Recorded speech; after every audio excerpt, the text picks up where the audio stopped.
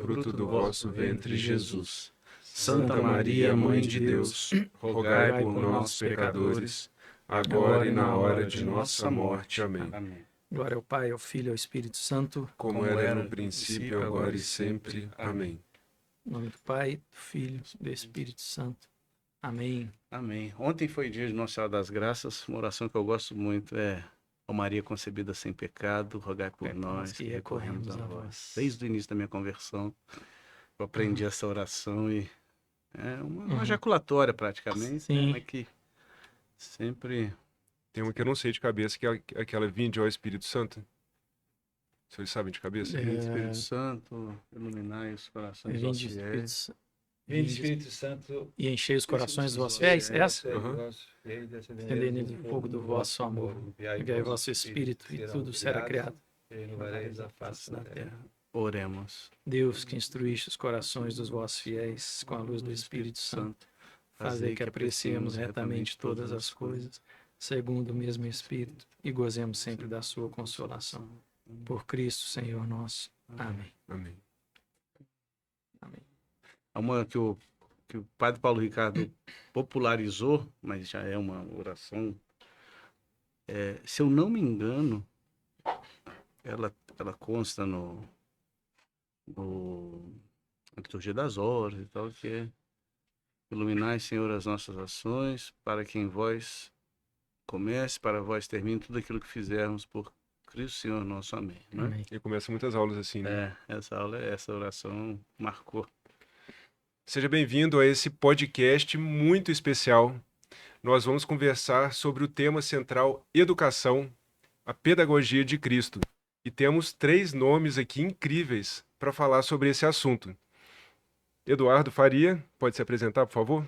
Olá, tudo bem? Obrigado pelo convite. É uma grande honra, uma grande satisfação estar aqui. Quero saudar também as pessoas que estão nos assistindo. Obrigado pela sua audiência e fique conosco, eu tenho certeza que você vai aprender muito. Eu estou aqui para aprender também muito. Meu nome é Eduardo Faria, sou casado, pai de 5 filhos. Hoje eu atuo como professor de teologia e coordenador do curso de pós-graduação em Teologia Sistemática do Centro Universitário Católico Ítalo-Brasileiro.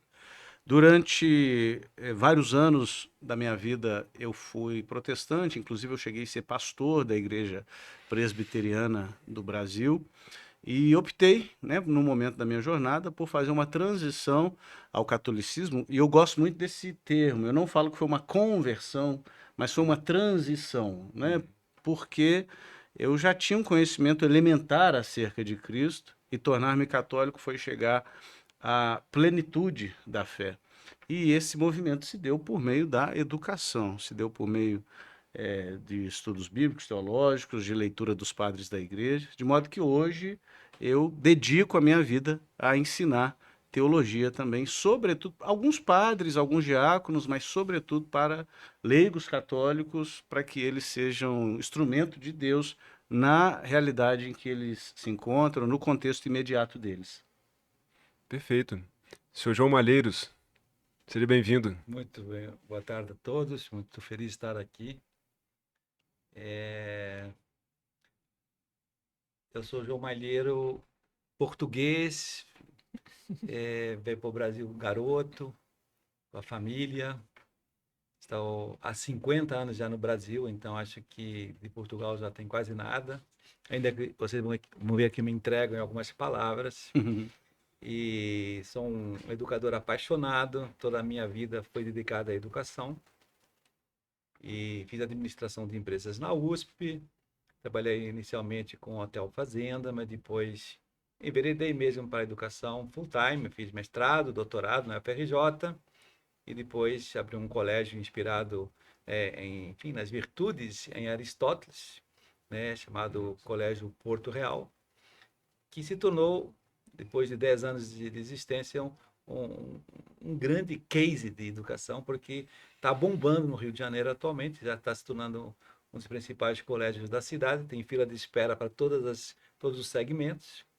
E mais surpreendente foi que, faz 4 anos atrás, depois de 10 anos de existência, começaram a me chamar pelo Brasil inteiro para abrir esse modelo. E eu, hoje, né, nessa viagem a Juiz de Fora, que estou aqui, que aqui estou, vai ser a 80 viagens em 4 anos. Uau! Uau, Né? nossa. E abri já 47 escolas. Se fosse tudo de É, avião, ia sobrar milha. não, mas foi quase tudo avião mesmo, né? Aqui Olha. em Juiz de Fora foi de carro, mas a imensa maioria, obviamente, foi de avião.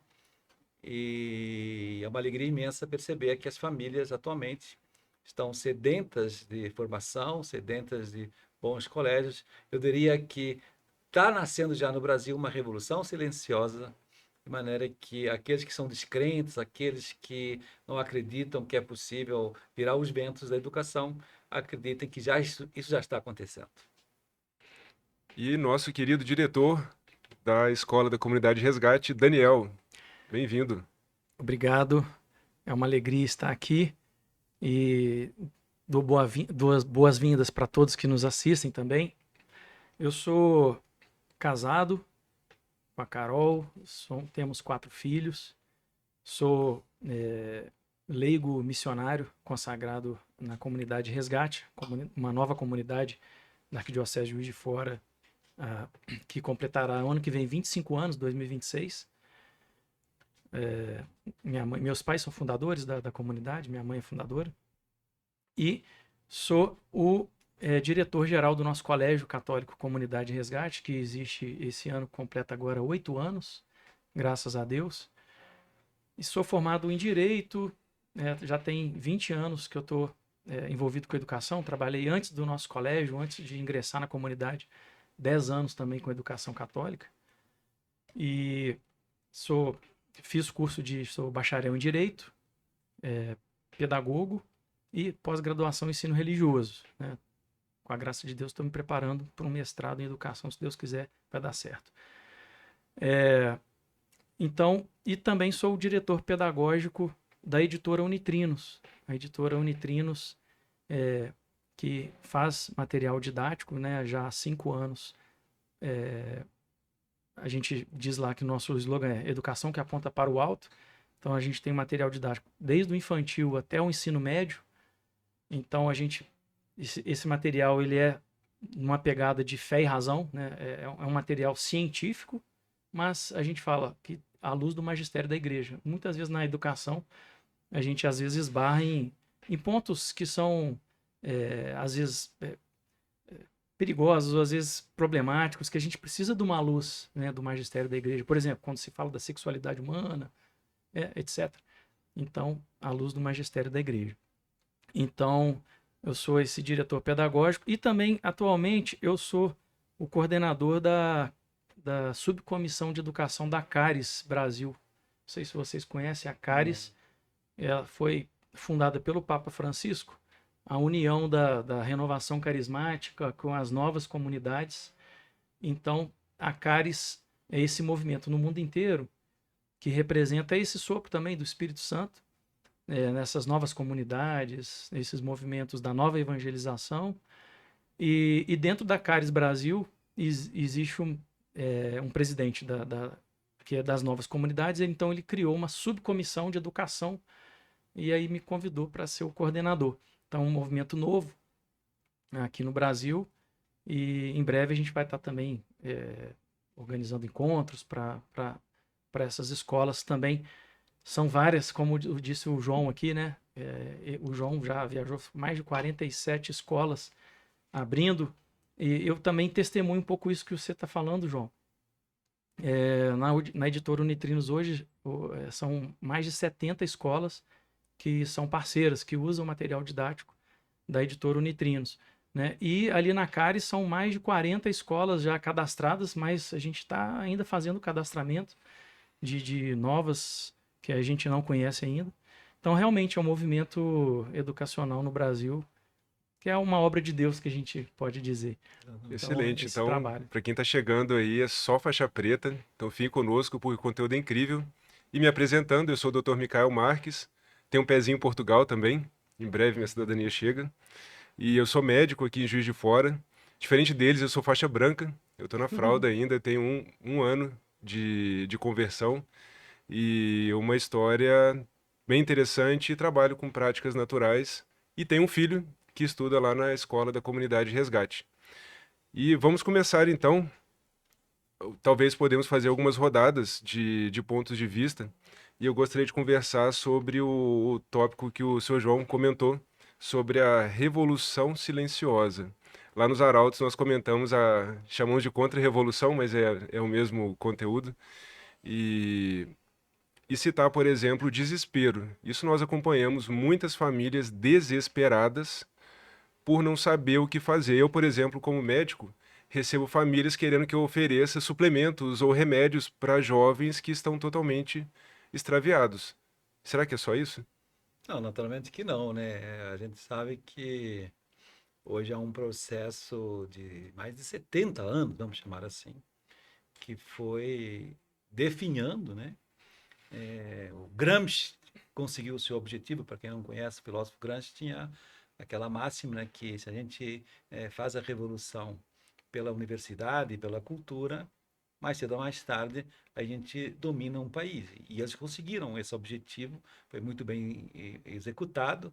Hoje, 95% das universidades brasileiras são marxistas, né? Não tem, portanto, um ideal transcendente. E quem não é perseguido no ambiente Exatamente. acadêmico. Então, quando eu falo que há uma revolução silenciosa, na verdade, há uma percepção de que esse modelo fracassou, né? As pessoas viram depois de 70 anos que gerou o quê? Pois pessoas despreparadas, pessoas imaturas, pessoas ignorantes, pessoas desconectadas da realidade, desconectadas do mundo transcendental de Deus, e gerou o quê? Pois isso, né? Separações, traições, doenças mentais. Você, como médico, sabe melhor do que eu que está uma coisa incrível, né? Juventude cada vez mais doente, com, enfim,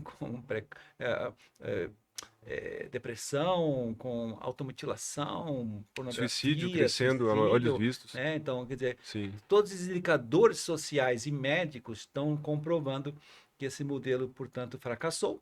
Isso é uma coisa que já está constatada. Os índices educacionais no Brasil são absurdos, e quem vai ver os exames internacionais, como o PISA, que se fazem com 70 países, o Brasil é sempre o último ou o penúltimo, né? Está sempre disputando ali com aqueles países mais africanos, enfim. É uma coisa lamentável, né? Um país, né, com tanta riqueza, com tanta potencialidade, né, não consegue passar do último lugar. E é irônico porque um modelo educacional vitorioso aqui no Brasil, infelizmente vitorioso, despreza uma educação para as virtudes, despreza uma educação considerando que o ser humano é corpo e alma, e de matiz positivista diz: eu tenho que ensinar para o aluno somente questões práticas, técnicas, eu tenho que transformar ele num técnico, para que ele tenha uma profissão. Então eu só tenho que ensinar habilidades, virtudes, transcendência, isso aí ele aprende em outro lugar. E qual que é a ironia? É isso que o doutor acabou de falar. Nem isso o sistema educacional brasileiro conseguiu ensinar. Porque não estamos formando pessoas que sabem nem ler um texto e interpretar, nem fazer uma regra de 3 simples, nem saber o básico aí de ciência, biologia, que não sabe. Uhum. Então não ensinou nenhum e nem o outro, né? É o conhecido como analfabeto Funcional, né? né? Não sabe diferenciar a diferença de um fato de uma opinião. Uhum. Tem um texto ali. Mas isso também tem uma influência também histórica, ajudando aqui, do Jean-Jacques Rousseau, né? Que é do século XVIII, que aquele livro que ele escreveu sobre educação, ele dizia Emílio. que... O Emílio, né? Dizendo o seguinte, basicamente resumindo a história, que o homem nasce puro e a sociedade é que o corrompe. Então, o que a gente deve fazer para educar uma pessoa? Bom, não eduque, deixa que a natureza, livremente, ele vai aprendendo ali, sozinho, né, não deixa o ser humano se aproximar dele não, porque vai corromper. Então, não vai colocando limites, deixa ele aprender sozinho, ou seja, não eduque, né? Não eduque. E aí, exatamente junta Jean-Jacques Rousseau, Gramsci, bate isso no liquidificador, a gente tem a educação atual. Claro que algumas coisas ali, eu não sei, alguma coisa ali, sempre vai ter alguma coisa positiva, uma coisa nunca vai colar uma ideia 100% errada, né? Alguma coisa ele tem, uma verdade tem ali, mas esses princípios fundamentais que norteiam para não educar, né? Já mostra um caminho oposto do que é realmente. Educação não é simplesmente passar uma informação, instruir, mas é você apontar um caminho de educar o caráter, educar a alma, educar a vontade, né? Hábitos. Então, a educação passa por aí. A gente não é somente o intelectual, mas é principalmente o moral, a alma.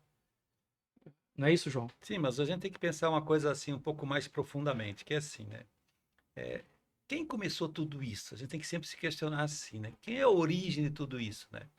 E a gente percebe que, de fato, né, esse movimento é um movimento ateu, né? Começou lá no início do século XX, né? Agora, com o que a gente está sofrendo hoje, né?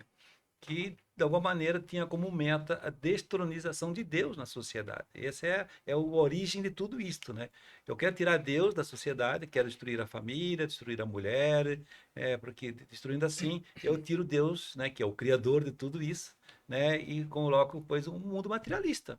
Então, por trás desse mundo materialista, tem então os globalistas que estão interessados em ganhar dinheiro dessa forma, tem os políticos, né, que acham que dessa forma vão dominar, né, e vão trazer as suas ideologias.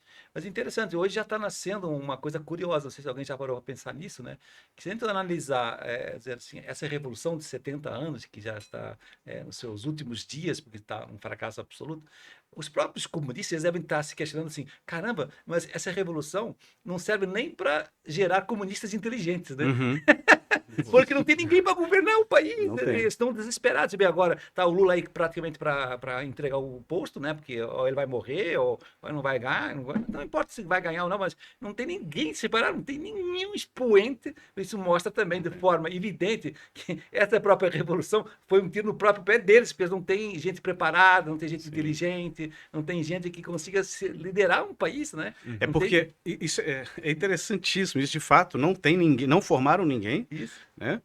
E isso, no meu ver, isso acontece porque eles são estéreis, em todos os sentidos. Isso. Estéreis de gerar vida mesmo, tanto no sentido biológico da coisa, mas eles são estéreis por opção, porque o ideólogo marxista, ele, além de ser ideólogo marxista e não ter a transcendência, ele vai idolatrar o próprio ego, o próprio prazer, a própria conveniência. Então ele acaba optando por não gerar vida.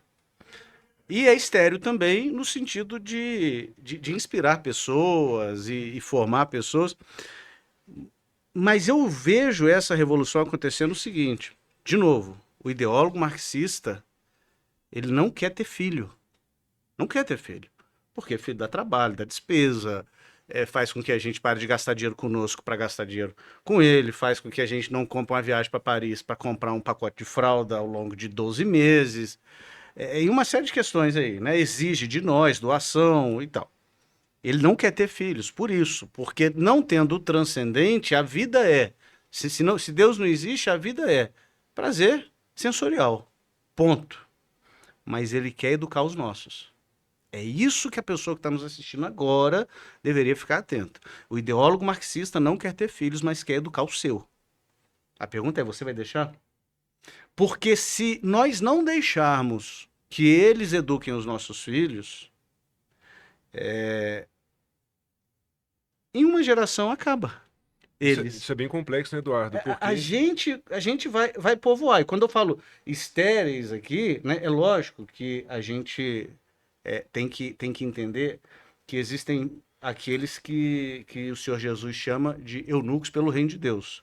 Né? E aqueles que são eunucos pelo reino de Deus, não estou falando de ter filho, não, biologicamente. Tem eunucos pelo reino de Deus, que tem milhares de filhos que impactaram tantas e tantas vezes. Não é disso. Deixar claro aqui, né? Porque às vezes alguém está nos assistindo e fala, eu sou celibatário, então você está falando que eu sou estéril. Não estou falando isso. Um celibatário pelo reino de Deus é muito frutífero, é muito frutuoso. Não é disso. Eu estou falando dessa esterilidade egoísta dos ideólogos.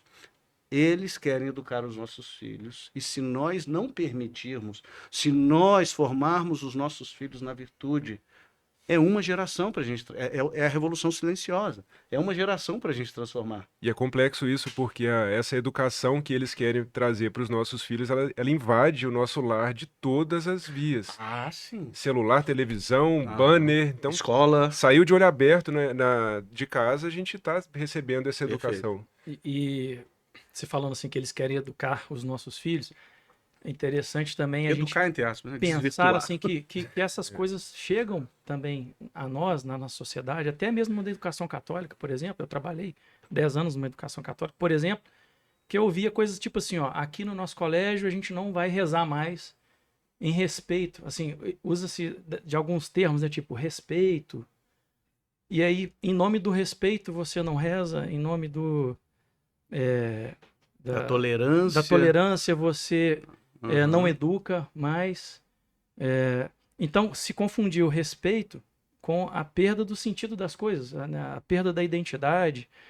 Então, Lá em Fortaleza, tem um colégio municipal. Desculpa te interromper, mas Sim. é porque isso me deixa tão indignado. Um grupo de estudantes do ensino médio, num colégio municipal, começou a fazer reuniões de estudo bíblico. Grupo de estudantes protestantes, né? Nós somos católicos, mas aqui a gente serra a trincheira junto em alguns aspectos, se reunir para ler a Bíblia, para buscar aprender o Evangelho. O Ministério Público fez uma denúncia para que se proibisse isso, porque ali é uma escola municipal, não pode ter religião. E aquela ilusão de que não existe religião, né? De que existe o ateu. O ateu não existe, todo mundo tem uma divindade, né? Todo mundo tem uma crença fundamental. Mas desculpa, o senhor estava falando, Sim. meu querido.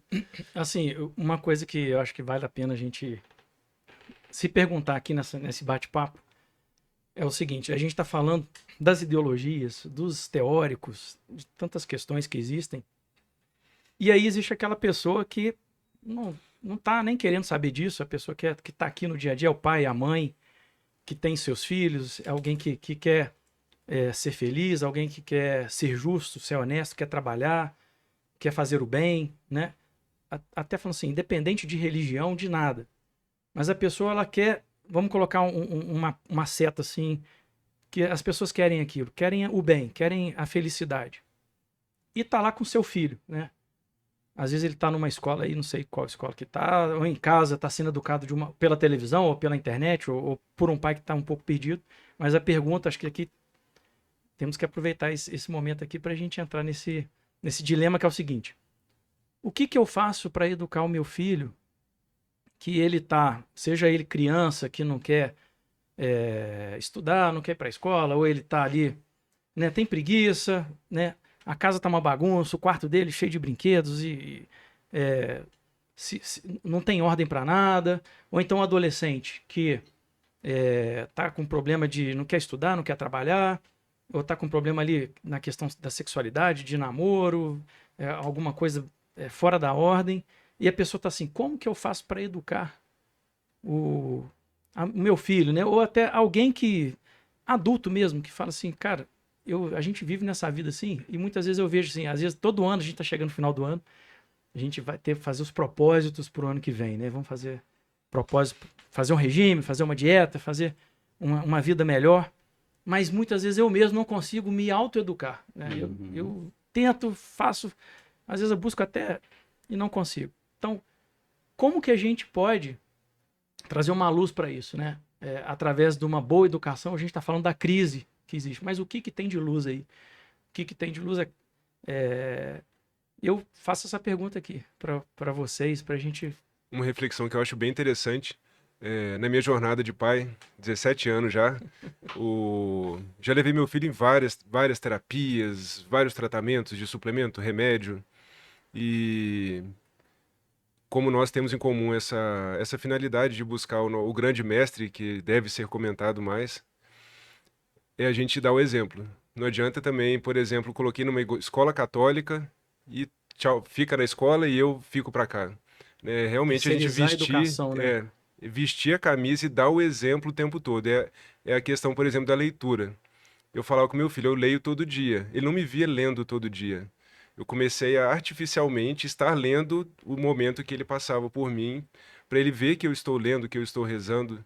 Então é realmente é uma reflexão entrar dentro desse universo e não só terceirizar. Eu penso que a solução é o seguinte, né?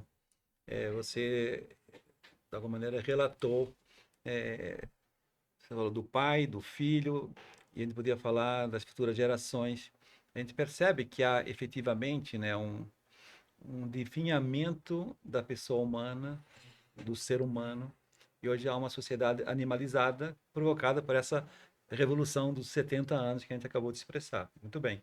Então a gente sabe que já há 70 anos há esse processo, né, de despersonalização, desumanização, e hoje estamos no fundo do poço. Inclusive eu tenho dito, né, em vários lugares, que já está nascendo atualmente, no século XXI, uma nova natureza. Hum. A natureza infra-humana, abaixo da natureza humana, que o próprio homem, pelo ser livre, ele tem poder de fundar uma nova natureza, que é o que a gente vê em cidades onde a gente vê pessoas andando de quatro na rua, né? Já viram? No norte da Europa já Sim. existe isso, né?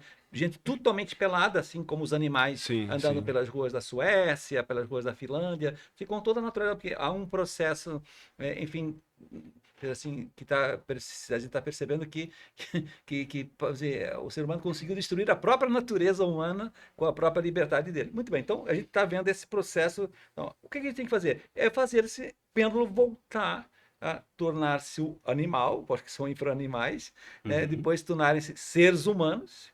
Então, o que é tornar-se ser humano? Olha que interessante. Esse que é o processo que eu noto no Colégio Porto Real, né? Os pais chegam lá na nossa escola totalmente animalizados mesmo. Muitos nem casaram ainda, estão já vários filhos, mas estão num processo meramente de junção, ou um Uhum. casamento meramente civil, que a gente sabe muito bem que isso é fraco para uma união estável, né?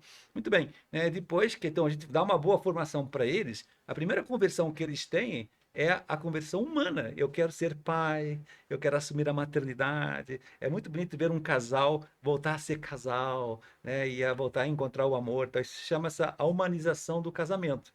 Mas depois a gente tem que continuar subindo a ladeira, né, e voltar a ser pessoa. O que é ser pessoa? Gente, é muito importante esse conceito, que é o que a gente, hoje na educação personalizada que eu defendo, essa minha bandeirada pelo Brasil, né, abrindo escolas, é a educação personalizada. É mostrar para esses pais e para esses alunos que o fim da educação é tornar-se pessoa. O que é ser pessoa humana? É justamente aquele ser humano que consegue, depois uma experiências de amizade, uma experiências de uma família estruturada, uma experiências também religiosas, como assistir bem uma missa, assistir bem uma visita ao Santíssimo, comungar com piedade. Quando há umas experiências de amor, a pessoa precisa experimentar o amor. Sem a experiência do amor, a pessoa não sabe o que é o amor. Mas experimentando o amor, a pessoa naturalmente chega ao nível que eu chamo do espírito, que é o nível do coração, né? Que foi a grande carta, né, do Papa Francisco antes de acabar o seu pontificado, que não sei se você lembra de Lex et Nos, Uhum. ele vem falar justamente disso. Qual foi o seu legado, Papa Francisco? Quer dizer assim, a gente precisa resgatar o coração humano, que o coração precisa aprender a amar novamente. E amar novamente é a grande solução para todos esses problemas que você está dizendo. E quando você fala que eu não sei educar meu filho, ou que eu não quero ser ordenado, ou que eu não estou motivado, no fundo são crises de amor. Na verdade, a pessoa não está motivada a viver o dom. Hoje eu vivo falando isso direto, ser dom. O ser humano foi criado por Deus para ser dom, porque Deus é dom. Pai ama o filho ama o pai, e o amor entre o pai e o filho gera o dom do Espírito Santo. Então, esse dom do Espírito Santo está dentro de nós. E ele está tentando, assim, soprando diariamente para que o homem desperte para esse dom e entenda que a vida, o sentido da vida é ser dom. Agora, isso hoje, na cultura materialista e ateia, isso parece uma coisa totalmente contrária, né? Como assim? Eu vou ser feliz me ferrando pelos outros? Uhum. Né? É isso que está, né, na cabeça e no imaginário social hoje. Então, essa é a grande revolução que a gente tem que fazer. Por isso é que Cristo quis morrer assim. Não sei se você já parou para pensar. Ele podia ter morrido fazendo milagres, né? Ele podia ter morrido andando sobre as águas. Ele podia ter morrido multiplicando dinheiro, né? Ele podia ter, né, acabado com a pobreza. Não podia ter feito tudo isso? Né? Seria uma coisa fantástica, né? Teria convertido o mundo inteiro. Para nossa mentalidade de hoje, ele teria conseguido muito mais discípulos se ele se desse um dom de multiplicar dinheiro, né? Por exemplo, pô, teria acabado com a pobreza e tal. Será? Não. Ele quis ser dom, ele quis ensinar que a felicidade está em ser dom, em estar servindo. E quando você educa, então, as crianças na escola, desde pequenininhas, a dizer que, olha, a escola não é só para ser aluno, mas é para ser pessoa que veio amar, isso muda completamente o olhar do teu dia a dia. Eu vivo para ser dom. Então, quando a escola começa a recuperar essa mensagem e a educar dessa forma, através da escola, nós resgatamos a religião na sociedade e resgatamos a Deus e colocamos Deus novamente como dom e nós ensinamos a ser dom. Bonito, senhor, essa fala do senhor, que é um processo, né? É um processo, não é uma mudança que vai sair desse submundo e vai chegar Não, em isso algo... vai durar 60 anos também. Daqui a muitos anos. As pessoas acham que vai vir agora uma mágica, a pedra filosofal, e não. Agora a gente vai ter que fazer esse mesmo processo. Por isso que eu digo, ó, 47 escolas é sensacional. Sim. Não é verdade? Sim. Mais 70 aí da Unitrinos, maravilha. Repara, mas o Brasil tem quantas escolas? O Rio de Janeiro, eu tenho esse dado, 1.600 só do município e do estado, 1.300. Quer dizer, o que são 47 escolas? No Brasil, né? Então, é o fermento no meio da massa. A gente tem que enxergar que é assim que a coisa irá acontecer ao longo das próximas décadas. É o fermento no meio da massa e é o grão de mostarda, que é o menor das sementes e quando Quando cresce, se torna dom, se torna a maior das hortaliças e os pássaros vêm se aninhar, isso. né? Sobre essa questão da bestialização do homem moderno, isso nada mais é do que o antigo paganismo, retornando. Quando você tira Deus do centro, o paganismo vai emergir. Isso. Não existe ateísmo, não existe, no sentido de que sempre alguém vai substituir Deus por algo. E esse antigo paganismo, eu acho que ele tem as suas raízes lá em Gênesis 3, porque a tentação da serpente foi para Eva, né? Sereis como Deus. E a resposta de Eva deveria ser: nós já somos. Porque em toda a criação, somente em nós ele imprimiu a sua imagem e semelhança. Mas, lamentavelmente, ela acreditou na sedução da serpente que fazia a crer que Deus tinha privado-os, né, de tudo aquilo que ele tinha como dom. E Deus nos cria, né, pensando o ser humano tendo ao seu lado a esposa, né, o cônjuge, acima de si Deus e abaixo de si os animais, a natureza criada. E a tentação da serpente foi: vocês serão mais como Deus. E quando eles desobedecem e pecam, eles se tornam menos como Deus. O pecado bestializa. A promessa era ser mais como Deus e, na verdade, e todo pecado é isso, né? O pecado sempre promete algo que não consegue entregar. Você vai ser feliz, você vai ser pleno, você vai ser... E sempre ele te bestializa, ele te faz agir como um ser embrutecido. Então você se torna... o pecador se torna menos como Deus. Uma coisa que já fui quase cancelado por isso, quando eu disse uma vez, que chamar cachorro de filho é uma manifestação desse paganismo e dessa bestialização da sociedade, porque você não está elevando o cachorro à dignidade de humano, porque isso é impossível.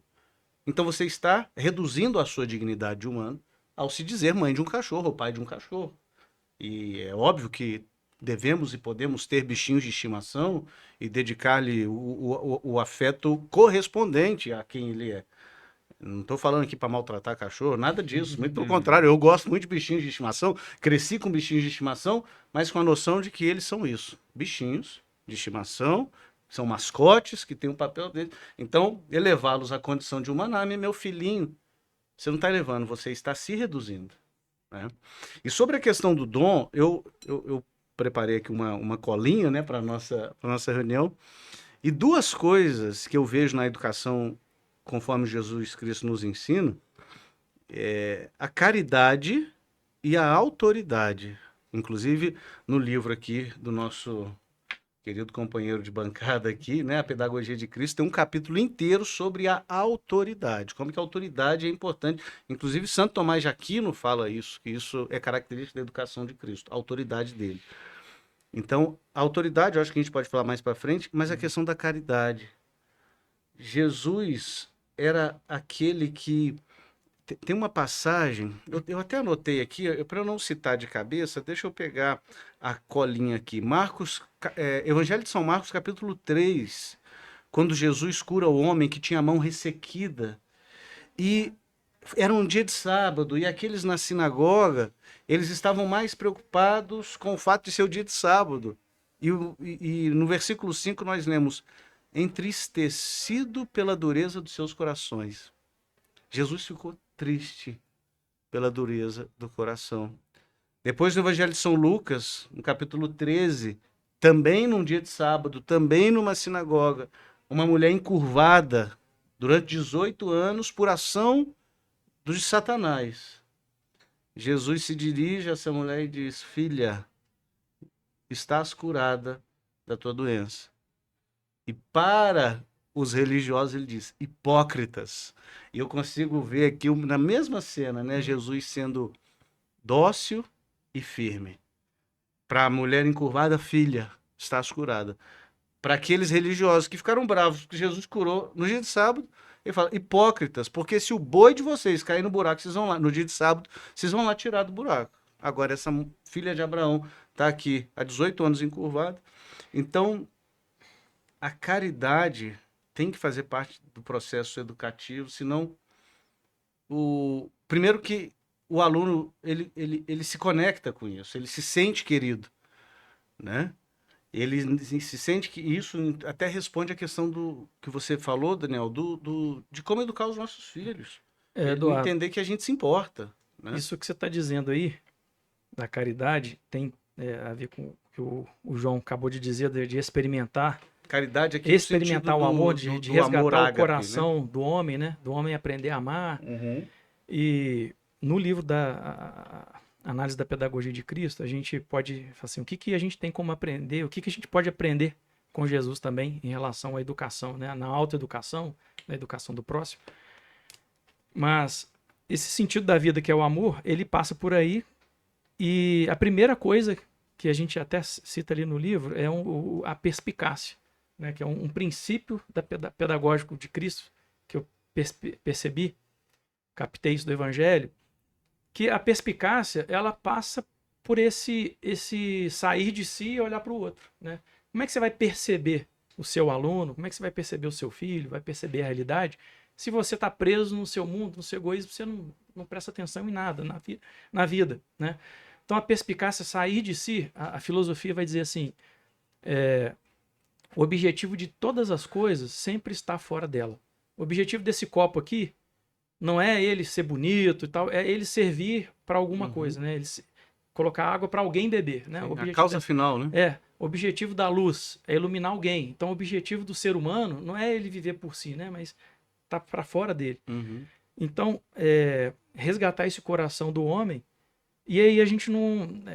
o sentido da vida é esse, é o amor. Então, essa perspicácia de Cristo, ali o exemplo fundamental que a gente apresenta é o Pedro, né? Que é já um aluno. A gente fala assim, Jesus tem os seus alunos, então o Pedro que é apresentado para ele, e o Pedro ele é aquela pessoa, se você estudar a história de Pedro, ele é aquele aluno chato, vamos dizer assim. É aquele que ele vai lá, pega a espada e corta a orelha do Malco, né? É aquele que nega 3 vezes. Jesus estava lá, aparecendo lá com Moisés e tal, na transfiguração, ele interrompe. Então é aquele aluno chato. E Jesus fala assim, olha, você de Simão passa a ser Pedro, e ele torna ele o primeiro papa. Assim. Você fala assim, poxa, mas um cara tão chato desse jeito, por que será que ele coloca, ele leva ele a ter um respeito tão grande por Pedro? Porque ele via no Pedro, onde as pessoas encontravam, às vezes, uma pessoa, um entrão, Jesus olhava e falava assim, existe ali uma pessoa com garra, né? Ele percebia valores ali escondidos, né? no coração, onde as pessoas viam um cara ali bruto, Jesus via uma pessoa forte, uma pessoa audaciosa. Então, ou seja, uma perspicácia. A gente às vezes vê no nosso filho um menino chato, um menino que dá trabalho e tudo, mas o que tem de riqueza escondida ali? A perspicácia. Se a gente não tem essa perspicácia, a gente jamais consegue educar alguém. Se a gente não consegue identificar, por exemplo, aquilo que o temperamento de uma pessoa, né? A diferença de uma pessoa tem um temperamento diferente da outra. Se um professor não sabe diferenciar um do outro, como que ele vai educar alguém?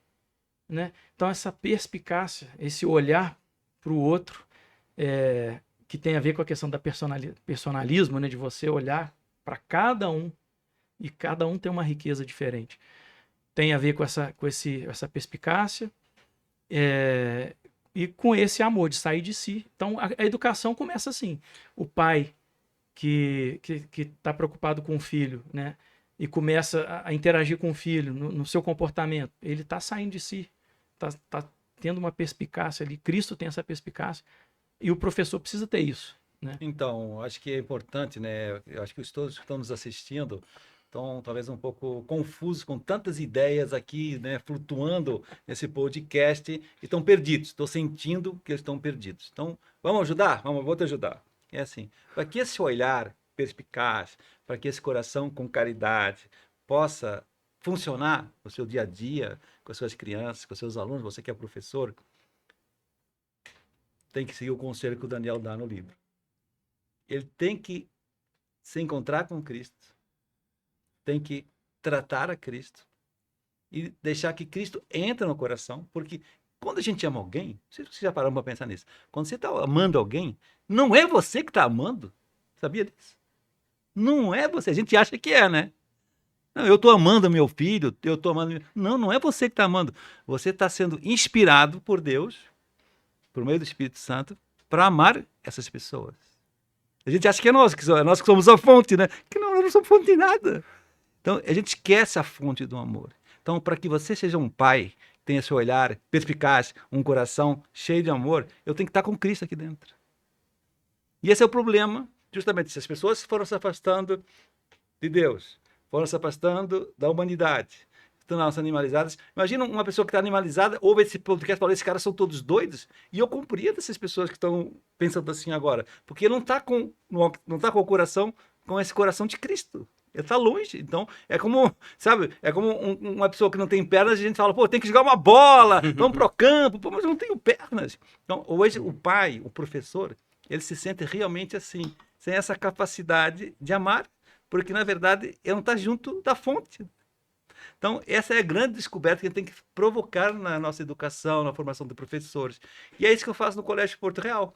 Que lindo. Né? Quando nós trazemos os professores para a escola, eles chegam murchos, eles chegam animalizados. Isso não é isso que está na universidade, 95% das universidades não estão assim. Então, a gente só pode esperar, de fato, se o professor que está me ouvindo, me desculpe, não quero te chatear, quero te mostrar o que você sente. E eu acho que você vai concordar comigo que é isso que você sente. Você foi preparado para ser um professor função, cumprir uma função da matemática, da história, da geografia, e você se sente realizado com isso. Tudo bem, você foi educado dessa forma. Cara, você pode ser um cara muito maior do que isso, mas para isso você tem que se aproximar da fonte do amor. Então, como é que a gente faz no Porto Real? A gente vai dando formação diária. Você vê que no Colégio Porto Real, todos os nossos 150 atuais professores têm formação diária, das 7 às 8 da manhã. Eles têm formação diária, palestras, práticas, sejam pedagógicas, sejam virtudes, sejam religião, seja oração. E isso, eles são pagos para ter essa formação, porque isso consta com o horário de trabalho. Está dentro do horário do trabalho, isso é maravilhoso. Formação. Porque a gente enxerga que por trás da formação, ele vai ter essa conversão humana, vai ter essa conversão espiritual. E sabe o que acontece? Que eu comprovo isso empiricamente. O olho começa a brilhar, como você agora que você está me ouvindo, começou a brilhar também, ó. Você começou a brilhar, porque você, de alguma maneira, tem uma certa esperança que eu posso fazer uma profissão diferente, né? E você, como médico, posso falar isso também é a mesma coisa, é exatamente a mesma coisa. É a mesma coisa. Se você não estiver unido a Cristo, a tua profissão é péssima. Vai ser um técnico, lá uma receita, tchau e bênção, próximo!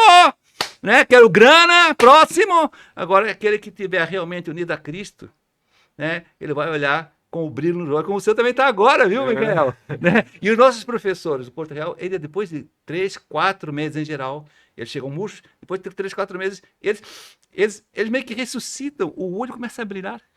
Hoje eu estive aqui em Juiz de Fora e aproveito para fazer uma propagandazinha do colégio Caminho Novo, né, que eu tenho participado, dentro das 47 escolas, o Caminho Novo está dentro. Sim. Que é uma escola católica, que eu aconselho todo mundo que está nos assistindo, né, a conhecer pelo menos. A minha né? filha estuda lá. Olha aí, então temos mais um testemunho aqui. Então, foi bacana, porque hoje eu cheguei do Rio de Janeiro, né, para esse podcast, mas eu fiz questão de ir lá conhecer, né, a série que está expandindo com a Casa ao Lado, está uma obra maravilhosa. Mas muito bem, eu tive a sorte de chegar na formação de professores. Estava tendo lá com a diretora atual, né, a querida Priscila, dando uma palestra e tal, e falou, João, olha nossos professores. E aí eu olhei assim para ele e falei, agora a escola vai.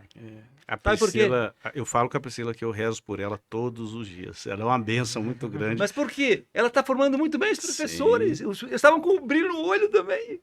Sim. Aí eu falei, isso vai dar certo. Essa escola agora está garantida. Não é o prédio que tá ali expandindo, que está reformando, que é o mais importante. Eu vi o mais importante, que eram professores conectados com amor.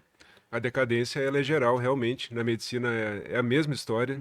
E quando eu comecei a ler o livro, eu me questionei, mas o livro não é para professor, não é para educador? Mas na jornada de leitura, eu até comentei com o Daniel, fomos à Itália recentemente, e ele me salvou no seguinte sentido. A decadência é muito grande lá, e a parte que fala do louvor.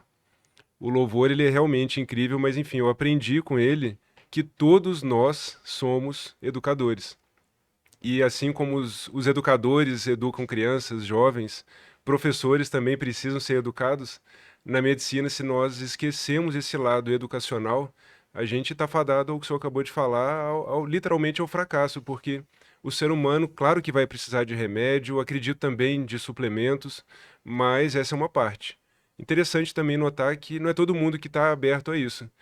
Recente a minha conversão, eu quis converter todos os pacientes, eu devo ter perdido uma semana de pacientes no consultório, mas com a jornada eu fui vendo que, tentando ter a perspicácia de entender quem quer escutar alguma palavra que eu possa oferecer, né, que venha desse grande pedagogo, ou não, e silenciar e talvez só o que já é muito orar por ela. Eu acho que é importante que então, seus pacientes, você como médico, você professor, pai que está me ouvindo, tem que estar sempre recordando que quem fica doente é a pessoa, não é só o corpo.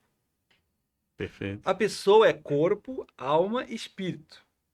Sabe? Perfeito. Essa construção que a gente tem que fazer na escola. Né? Primeiro ser criança, depois ser aluno, corpo e alma, e depois ser espírito. Pela depois... sua fala, então, a pedagogia cura. Cura! Olha isso. É isso. E há muitas doenças hoje que não existiriam se a pessoa rezasse, se a pessoa pensasse e se a pessoa fosse, né, pois mais comedida na comida.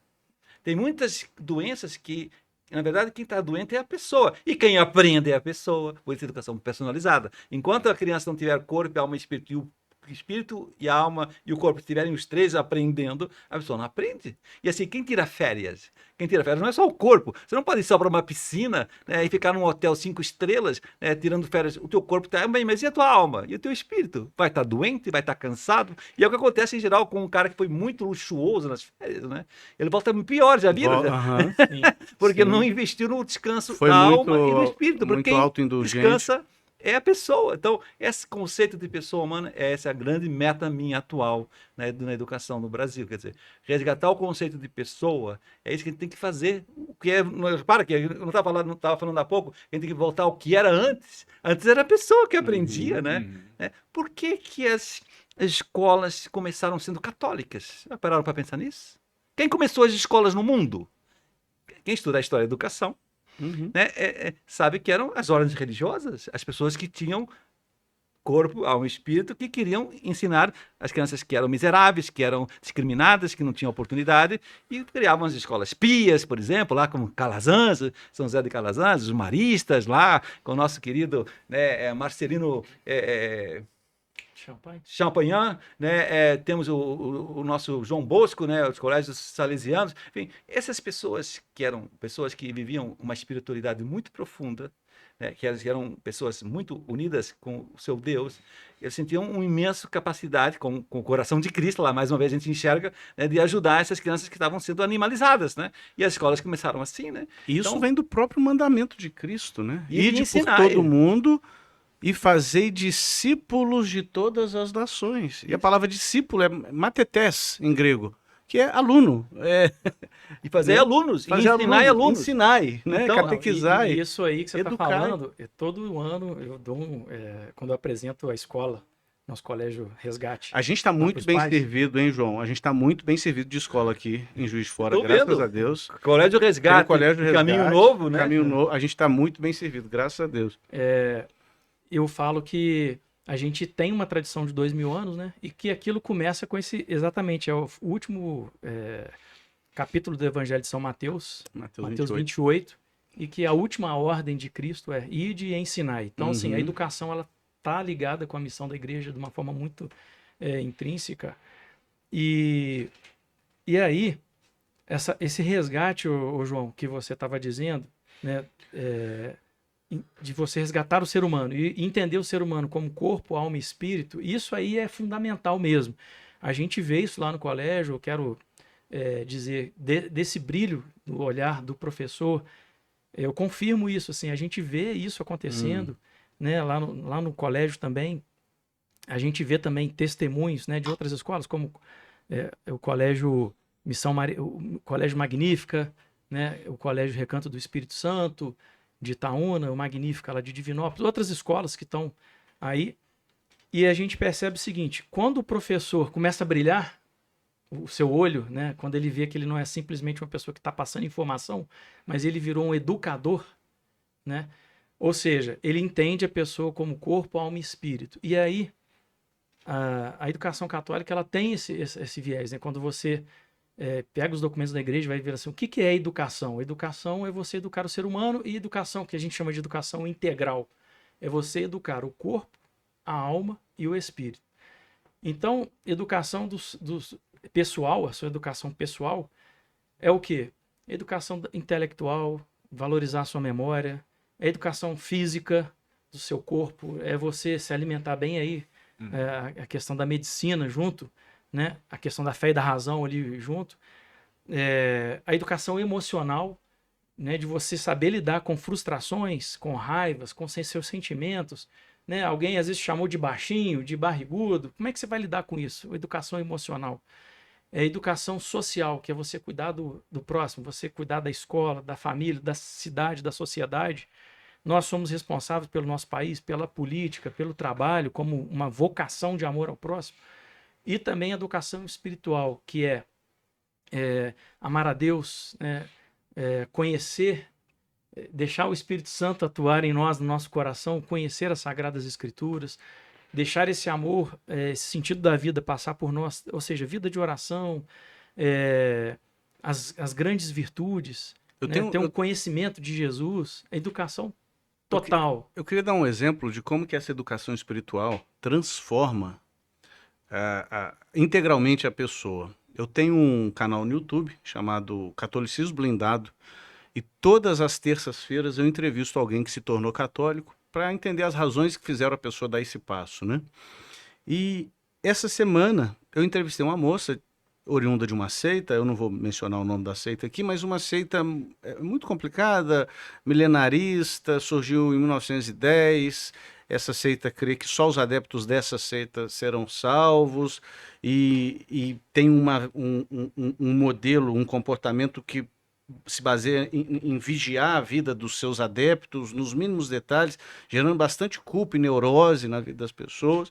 E ela começa a entrevista dizendo: eu cresci nessa seita, fui lá do meu nascimento até mais ou menos ali a idade adulta, 18, 19 anos, e diante de tanta opressão, eu não aguentei, eu saí, e eu fui, ela, usando a expressão que ela usou, eu fui para o mundão, né? Mas ela sempre com aquele registro de que Deus é um Deus mau, que Deus quer o seu mal, e tudo que dá de errado na vida é uma punição de Deus. Aí ela falava, é Deus pesando a mão. Alguma coisa deu errada, é punição de Deus. Aí ela contou toda a jornada dela, até ela chegar na Santa Igreja Católica, foi influenciada por um testemunho de uma cunhada, relutante, foi acolhida por um padre muito bom. A história dela é linda, linda, linda. E aí, no final, eu faço uma pergunta para ela, né? E o nome dela é Juliana. Eu falo, Juliana, por que alguém deve ser católico, né? E aí ela menciona a Eucaristia e depois ela diz assim... E nessa hora me quebrou. Eu me emocionei quando ela falou isso. Ela falou assim, hoje eu entendo que cada sofrimento pelo qual eu passo não é Deus me punindo. É um presente de Deus para que eu possa me conformar cada vez mais com os sofrimentos de Cristo. Meu Deus do céu. Educação espiritual. Olha a mudança de perspectiva que ela teve. E o João disse que está tudo desorganizado, as pessoas estão vivendo vidas animalescas mesmo. Essa moça, depois que se tornou católica, se casou na igreja, os filhos estão crescendo na virtude. Toda a realidade da existência dela foi transformada, foi ordenada. Eu costumo dizer que a fé católica ordena a nossa vida, né? Foi ordenada. Então, qual que é a diferença numa Os moça frutos agora? são nítidos, né, Eduardo? E qual que vai ser o impacto disso na vida dos filhos dela? Hoje ela tem 3 filhos. Né? Na vida dos filhos, que agora vão crescer com pais casados, que os levam à igreja, e com uma mãe que ensina, o sofrimento, filho, não é Deus te punindo. O sofrimento é um presente disfarçado de Deus para que você possa unir as suas dores às dores de Cristo. O que isso vai mudar no legado que essa pessoa vai deixar, né? Sim. Essa reunião, Daniel, que você comentou, eu participei dela, né? Foi início do ano, final do ano passado? Final do ano Final do ano passado. passado. E nos impactou muito, porque a gente estava perdido, a gente não conhecia a igreja, pedagogia com viés católico, e você falou literalmente 100% do que a gente queria escutar, porque ali o desespero era tão grande de uma família desordenada, de uma família como animais. A gente não queria escutar que ele ia passar no vestibular. Isso era o de menos. A gente não queria escutar quais matérias, qual a carga horária. A gente queria escutar se ensinaria a nossa família, que eu achei interessante, um ponto forte. Não, a escola não é só do filho, é da família, a serem humanos. E acabou que falou da pedagogia de Cristo nessa palestra antes de ter lançado o livro. Eu ouvi um coach uma vez. Coach, vamos lá. Um coach uma vez falando assim: se você não veio de uma família milionária tem que vir de você. E eu falei, eu vou roubar essa frase para mim, mas a premissa dela é bobagem, eu vou mudar. Se você não veio de uma família católica tem que vir de você. Olha só, que lindo. Finalizando aquele raciocínio lá, da educação integral, e fazendo essa conjugação do que o Eduardo trouxe da educação espiritual, da moça que entendeu o sofrimento, eu costumo dizer, assim, um dos problemas que a gente tem hoje na humanidade é não saber viver, né? Então, assim, a pessoa ela vai ser médico, ela vai ser dentista, ela vai ter um trabalho, vai estudar, vai passar no vestibular, tem essa questão toda. Mas o Eduardo, um amigo meu da editora Nitrinos, um dos fundadores, dizia que conhecia um dentista que formou para ser dentista, mas em determinado momento ele começou a ter uma tremedeira na mão e não podia ser mais dentista. Mas e aí, o que ele vai fazer da vida dele? Ele continuava sendo pai, continuava sendo filho, para dizer o quê? Que o sentido da educação passa pela profissão, que é algo essencial, fundamental, o trabalho é santificador, é uma vocação humana, mas ela precisa pegar uma educação integral. E quando a gente aprende a lidar com o sofrimento, isso aí é maravilhoso, né? E tem tudo a ver com a pedagogia de Cristo, que Cristo ensinou para a gente a passar pela cruz, a abraçar a cruz. Mas a gente fala lá no nosso colégio, e a gente sabe que isso aí, graças a Deus, está passando também por outros colégios, sobre a educação da alma, né? Eu costumo colocar lá que como que a gente educa a alma, como que a gente forma um caráter de uma pessoa. Tá aí uma dica aí para a gente poder pensar nisso daí, pessoal. Para a gente poder formar um caráter, para a gente ser uma pessoa firme, né? Uma pessoa que suporta o sofrimento, porque assim, a vida da gente tem altos e baixos, né? tem os momentos felizes, os momentos tristes, momentos mais ou menos. E assim como na vida a gente tem ali as estações do ano, né? Tem a primavera, o verão, o outono, tem os invernos da vida, a gente tem que saber lidar com isso. Isso é educar para a sabedoria. Eu lembro do nosso colégio, é isso, educar para a sabedoria. Então, como que a gente fortalece essa alma do homem? A gente fala assim, quando você vai... Eu costumo fazer, João, uma metáfora com a musculação.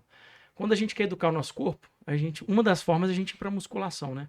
Vai para lá, o professor passa lá os exercícios, vai fazer lá 3 repetições de 10, né? Aí na terceira, 8, 9, aí na 10, aí dá aquele calorzinho no músculo. O que está acontecendo ali? Está acontecendo microlesões nos seus músculos e o seu organismo vai ter que levar para lá o quê? Sangue para mandar vitaminas, sais minerais, proteínas, etc. E aquilo vai fortalecer o seu músculo e 24 horas, 48 horas depois, aquele músculo está curado, você pode ir de novo. E aí passa 1, 2 anos, 3 anos, a pessoa ficou fortona, né? E isso acontece mais ou menos isso na educação da alma. Então, é a educação da nossa vontade, né? Que é o seguinte, por exemplo, quando a gente chama um filho para arrumar, a gente faz uma reunião de família, fala, filho, vem cá, todo mundo aqui, nós vamos organizar a nossa casa, deixar a casa mais ordenada, todo mundo vai ter uma obrigação e a sua vai ser guardar o brinquedo, né? E aí, quando chegar a hora de guardar o brinquedo, o que acontece? Quase que uma guerra, né? O filho começa a ficar triste. Mãe, você é um estraga-prazeres, você não me ama, você não quer que eu brinque mais, né? E aí, ou seja, aquela dor de guardar o brinquedo, né? Aquela dorzinha, ou de tomar um banho, ou de estudar, ou de fazer alguma coisa. Então, aquela dorzinha de guardar o brinquedo é mais ou menos aquela dorzinha da musculação, né? Vai ter uma microlesão ali na alma da pessoa que ela vai estar fazendo um esforçozinho para guardar o brinquedo. Mas quando ele guarda, ele vê que aquilo está organizado e tudo, de certa forma, o seu organismo ele vai sendo curado também, porque ele percebe que alguma coisa de bom aconteceu ali, né? A casa ficou mais bonita, né? A coisa ficou mais organizada.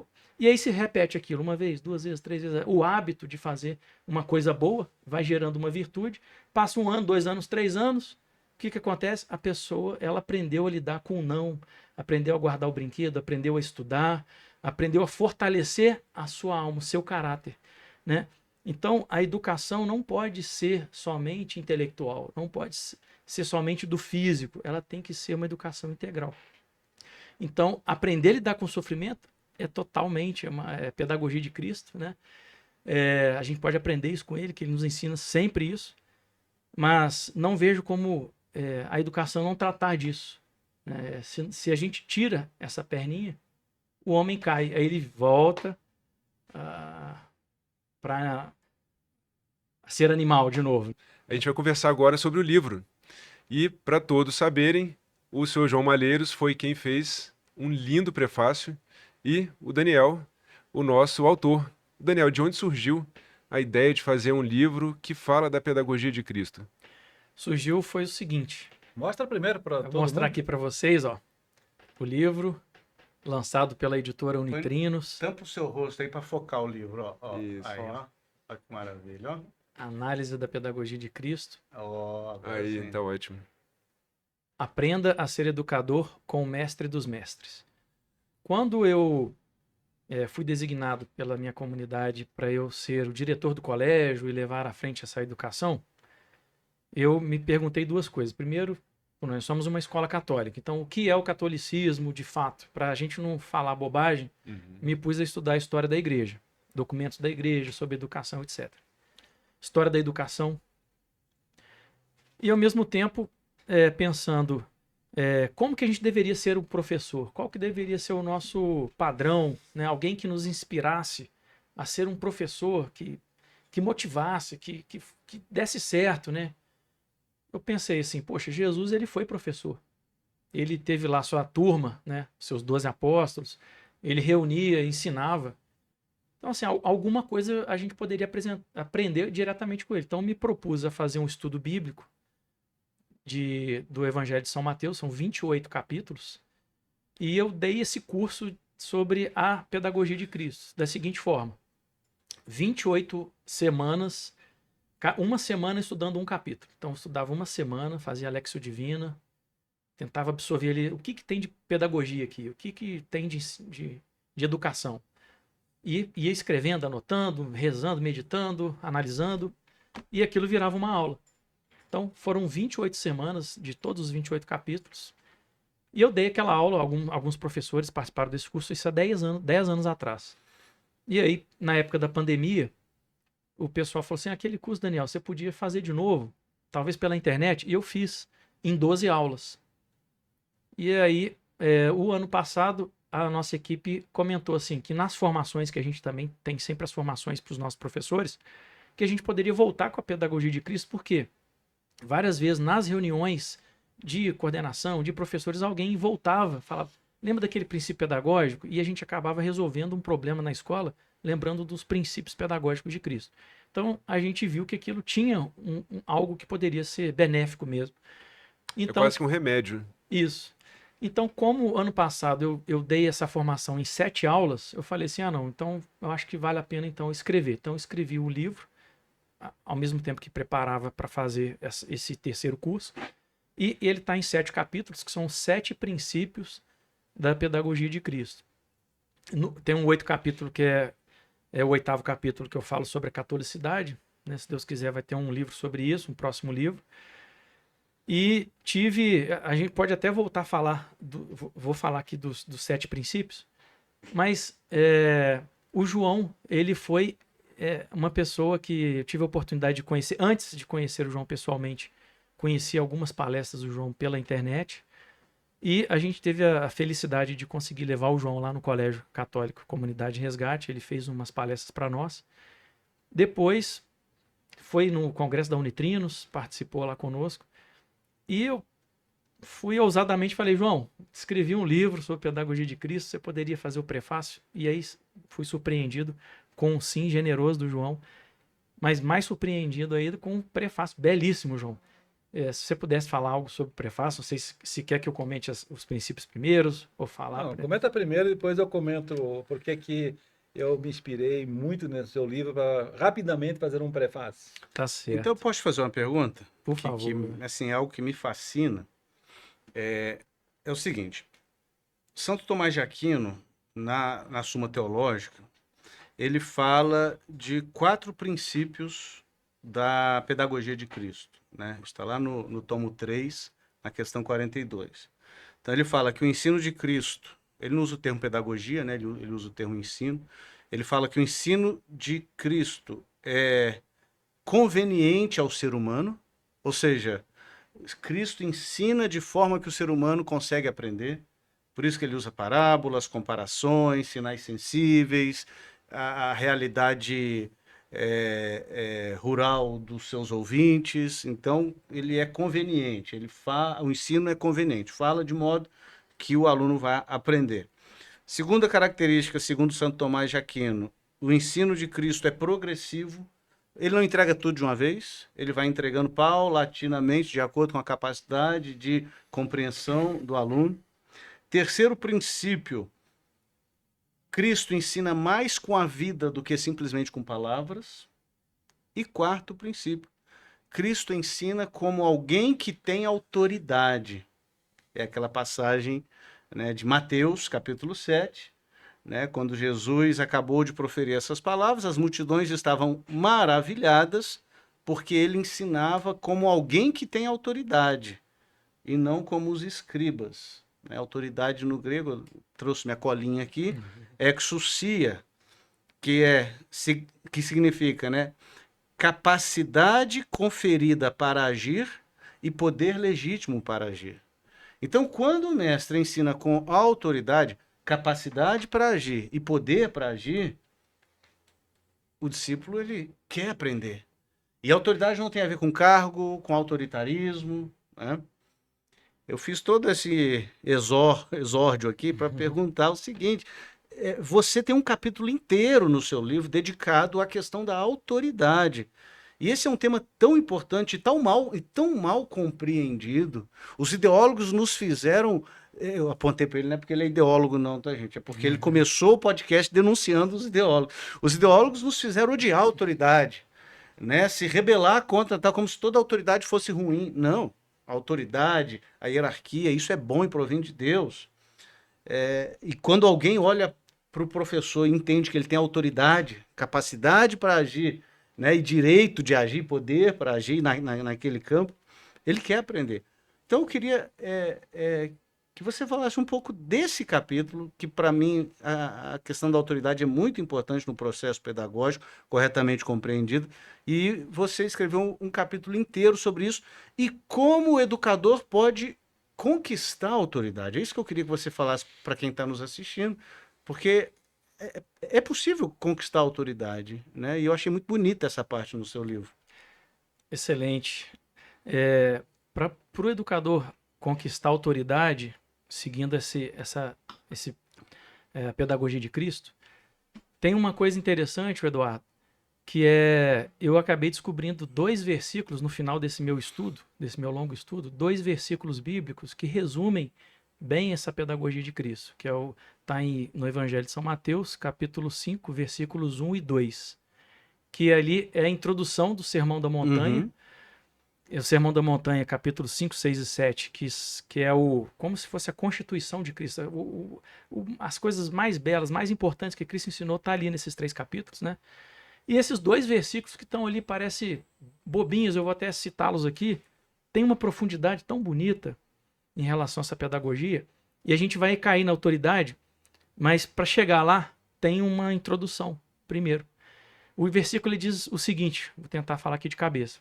Eu tenho a Bíblia aqui. Vendo ele as multidões, Jesus vendo ele as multidões, ele subiu a montanha, sentou-se, seus discípulos se aproximaram dele, e ele se pôs a falar, dizendo, se pôs a ensinar, dizendo.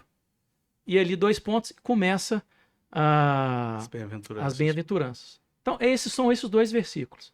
O que tem de profundo nisso daí escondido? Olha só que interessante. Vendo ele as multidões, ali está embutido um princípio da perspicácia, que é você olhar para o outro. Você enxerga. Quando Jesus ele olha para as pessoas, ele não olha uma multidão, ele olha cada um e ele olha a tristeza, a vida da pessoa, o seu temperamento, né? Ele percebe na sua postura, no seu jeito de falar, na sua história, e Jesus também sendo Deus, essa perspicácia. Então, o princípio da perspicácia, né, de você olhar para o outro, já foi abordado aqui no início do nosso podcast. Vendo ele as multidões, subiu a montanha. Esse subir a montanha, ele indica um princípio fantástico, lindo, que ele tem tudo a ver com a autoridade depois, que é a humildade para aprender, né? A montanha nas Sagradas Escrituras, ela tem a ver com o lugar de ouvir a Deus, né? Quando Jesus ele sobe a montanha, quando Moisés estava lá na montanha, etc. Ali é o lugar que Deus fala. Então, ou seja, mais ainda no Evangelho de Mateus. Mais ainda no Evangelho. A monte no Evangelho de Mateus é uma chave de leitura. Ele foi tentado por Satanás no monte, é o sermão do monte, a transfiguração no monte, a crucificação no monte, e no monte ele diz: toda autoridade me foi dada sobre o céu e sobre a terra, portanto vão e façam discípulos de todas as nações. Isso aí todo exegeta, todo especialista na literatura mateana, né, de Mateus vai dizer isso. No Evangelho de Mateus, monte é uma chave de leitura.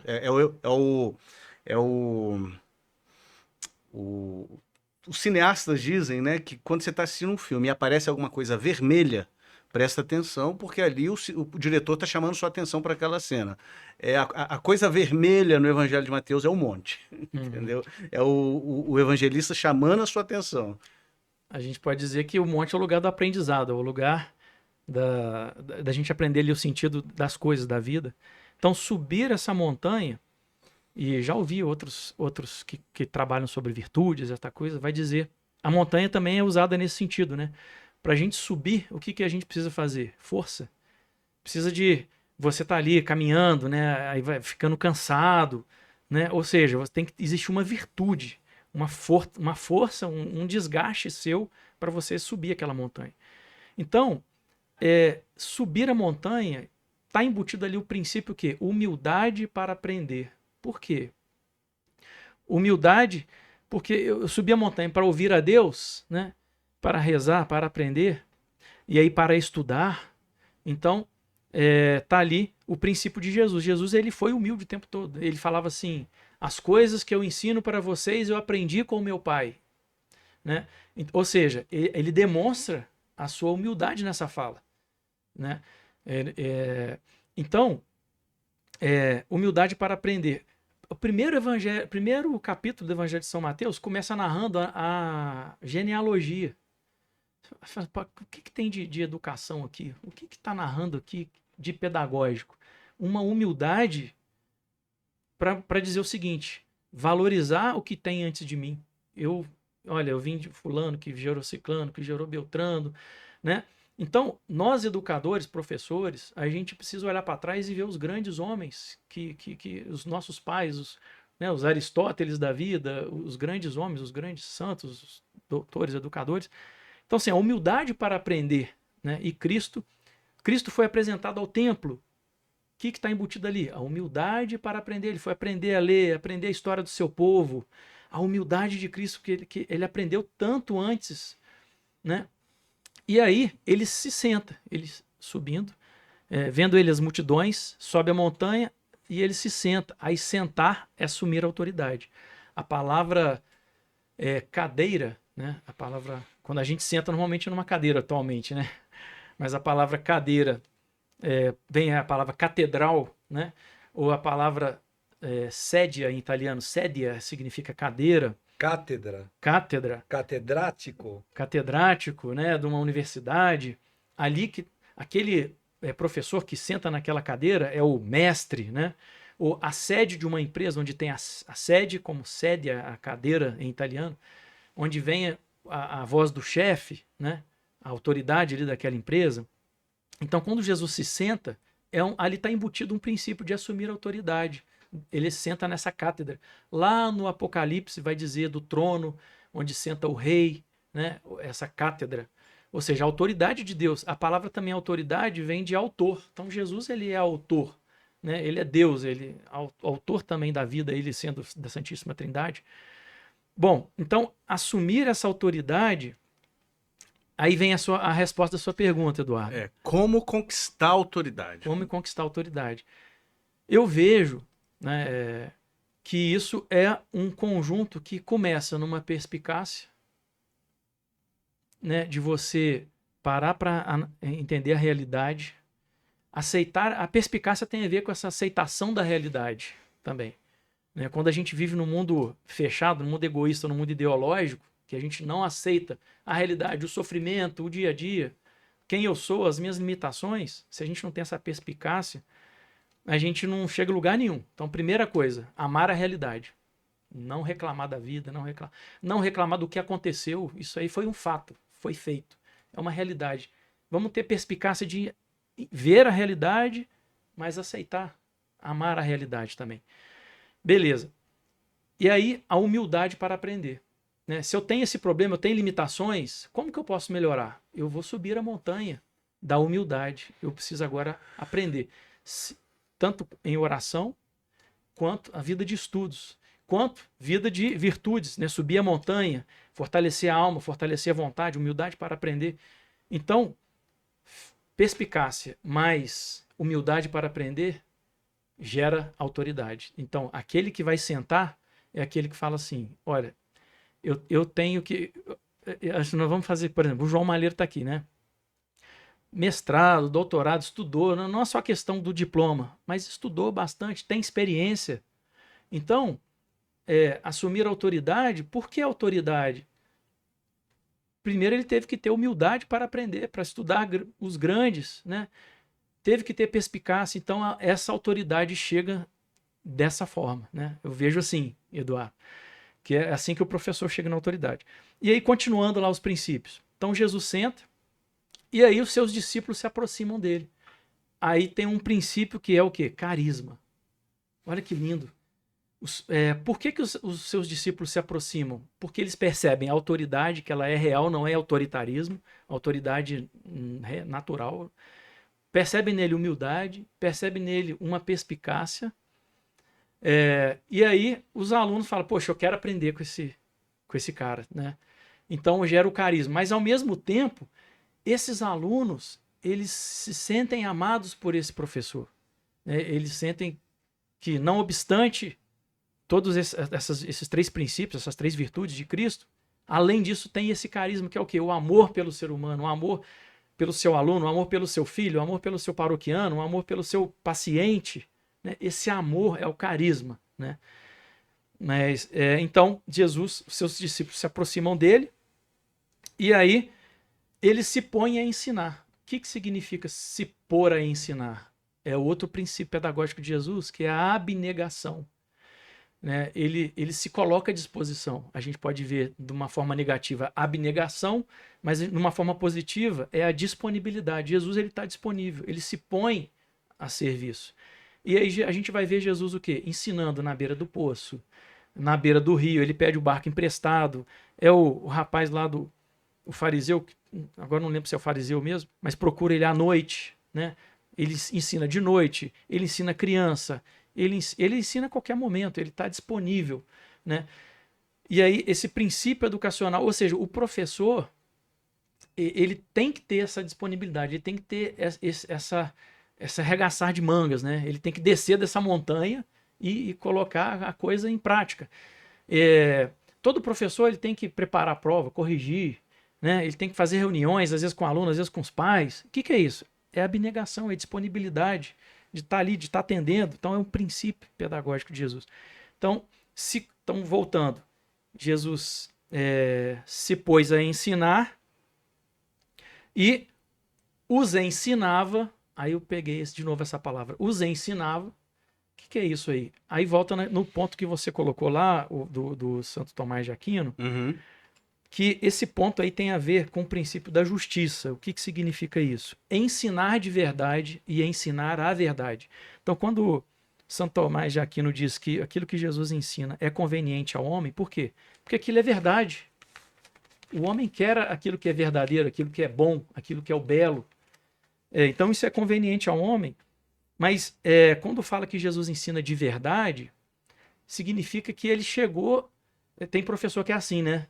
Um mau professor é aquele que fala assim, eu ensinei, mas ninguém aprendeu. Então, ele não ensinou coisa nenhuma. Exatamente. Então, alguns professores têm orgulho de não, na minha matéria, todo mundo fica de prova final. Eu tive um professor assim, eu sou formado eu não falei minha formação no início, né?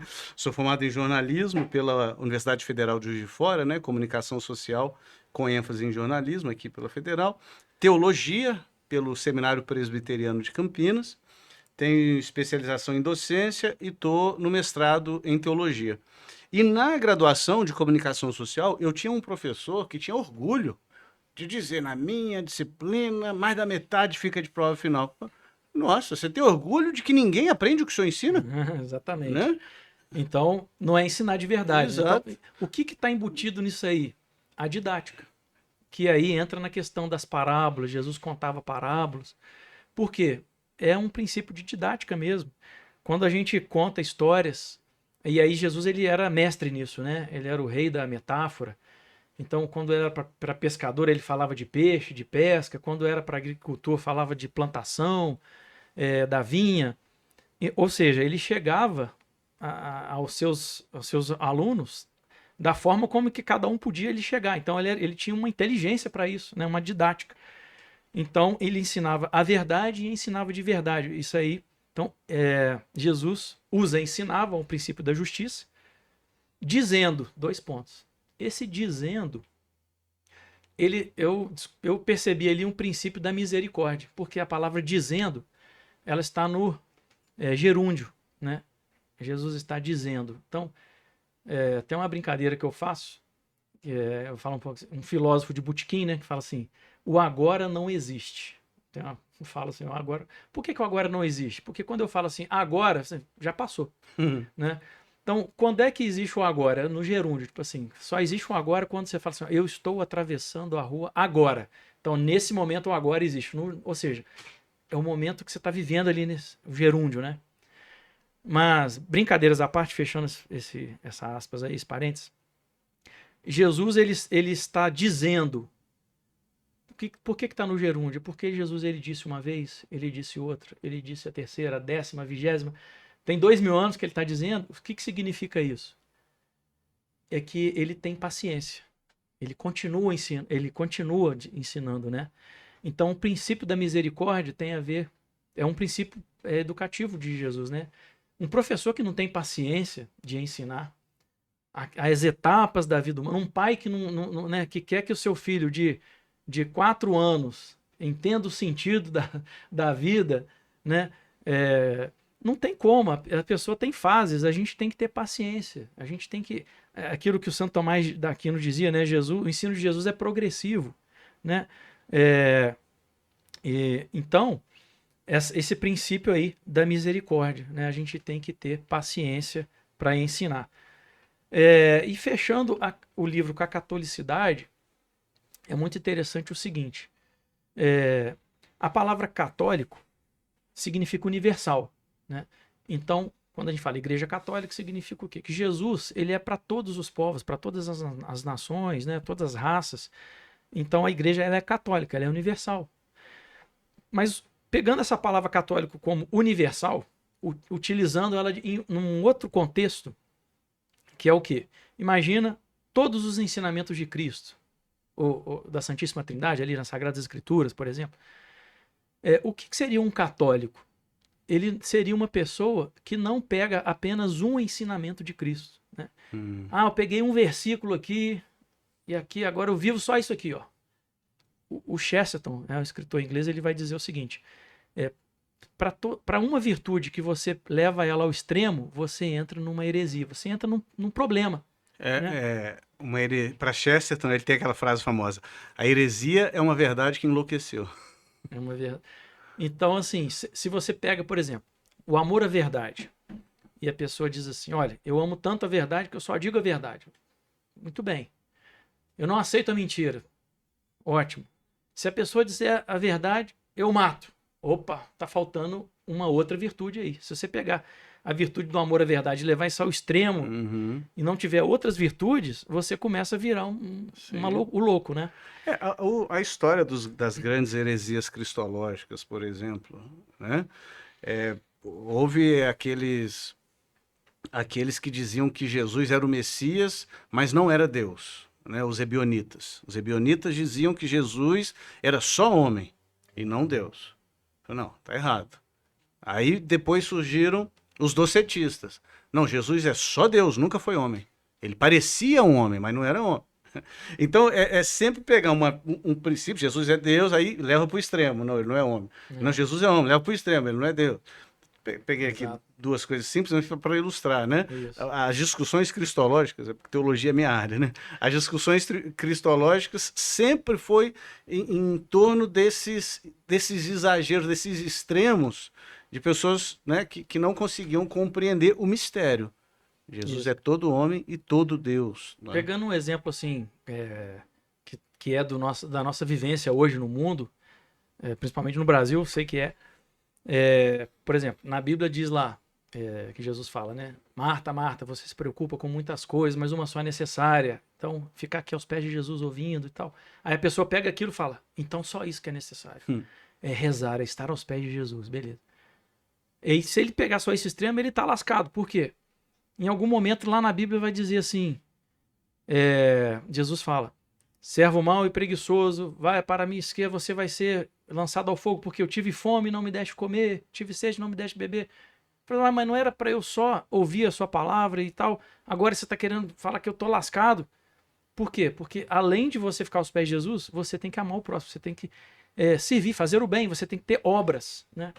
Então, para dizer o quê? Se você não pega, usando então, voltando ao termo catolicidade, pega catolicidade em que sentido? Pegar todos os ensinamentos de Jesus, esse é o católico, né? Então, por que eu fecho o livro dizendo da catolicidade? Porque se a gente pega somente a humildade para aprender, se a gente não assume a autoridade, a gente fica manco, né? Se a gente assume a autoridade, mas a gente não é humilde para aprender, você vira um autoritarista, né? Um autoritário. Então, para dizer o seguinte, que os princípios pedagógicos de Jesus, eles não vão dar certo se você não usar desse princípio de catolicidade, ou seja, você tem que usar todos, né? Então, assim que eu fecho o livro e coloco aí à disposição, Como né? que a pessoa faz para adquirir, ô Daniel? O livro está aí à venda, está também no site da Unitrinos, unitrinos.com.br, mas está também nas redes, em outros sites, Amazon, nas livrarias nas online. livrarias. Então você acha, o livro está disponibilizado. Pedagogia de Cristo. Análise da Pedagogia de Cristo. Dan- Aprenda a ser educador como mestre dos mestres. Daniel Daniel Ribeiro. Ribeiro. Eu Ribeiro. não Daniel sabia Ribeiro que era Pinto. Daniel Ribeiro, eu sabia que era Daniel do Resgate. Eu sempre. Mas aí, agora, depois de toda essa explanação, eu quero ouvir sobre o prefácio. Não estou roubando o seu. Não, por favor. O roxo é vamos ele, hein, lá. gente? Aqui eu sou sanguíneo e falador. Então, eu acho que toda a pedagogia de Cristo, né, durante os seus 3 anos de vida pública, foi, não sei se vocês perceberam, transformar aqueles 12 apóstolos que eram rudes, que eram ignorantes, que eram pessoas sem muita cultura, talvez Mateus fosse uma pessoa especial, porque, enfim, era o cobrador de impostos, enfim, talvez um ou outro pudesse ter um pouco mais de cultura, mas a grande maioria deles não eram pessoas, sim, culturalmente destacáveis, né? Entretanto, toda a temática da sua pedagogia foi transformá-los em outros Cristos. Tanto ele queria, através dessa pedagogia, que o homem entendesse que só vai realmente ser bom professor quem efetivamente, durante esse processo de santificação que temos aqui na Terra, a gente vai se transformando realmente em outros Cristos. E eu repito, realmente. Muitas vezes as pessoas pensam assim, não, porque Cristo está lá no céu, né? Porque a gente é amigo de Cristo, né? Eu acho linda essa pedagogia de Cristo. Então, como se fosse uma coisa assim para a gente admirar, alguma coisa para a gente conhecer historicamente, né? Uma lógica incrível, esses 7 princípios, parabéns e tal. Mas, tenho certeza que muita gente que está nos ouvindo está tendo essa atitude, acho bonito, bacana, mas o que isso tem a ver comigo? Então, é isso que a gente tem que entender, né? Que essa pedagogia, esse ser pedagogo, que é, portanto, ser esse guia que vai na frente, né? Ele quis passar isso para que você, vivenciando esses princípios, portanto, ser professor com perspicácia, ser professor com autoridade, com, enfim, humildade, esses 7 princípios. Quando você vai pondo em prática esses 7 princípios, o mais importante é que você se transforme em Cristo. Porque, atenção, que isso é bem importante. Só existe o verdadeiro conhecimento quando ele passa pelo coração de Cristo. Quando passa pelo amor. Quando você está ensinando um aluno. Mas é um conhecimento meramente teórico, é só uma teoria, só uma ciência. Mas você não está amando, ensinando. Você não está transmitindo amor pelo teu olhar perspicaz. Esse conhecimento vai se perder. Eu lembro perfeitamente quando eu, inicialmente, quando tive formações sobre virtudes, a pessoa me explicava como Aristóteles vivia, explicava as virtudes. Era uma coisa histórica, uma teoria, uma filosofia. Eu achava bacana. Então, no dia que alguém me ensinou a virtude, me amando, querendo que eu me transformasse em Cristo, que eu vivenciasse Cristo, aí eu entendi a virtude. Veja, a realidade do conhecimento, se não passa pela vivência, a gente não interioriza isso. Qual o problema da virtude? Já que você falou há pouco da virtude, né? Qual o problema da virtude? É a interiorização da virtude. A gente não interioriza. A gente sabe, mas não vive.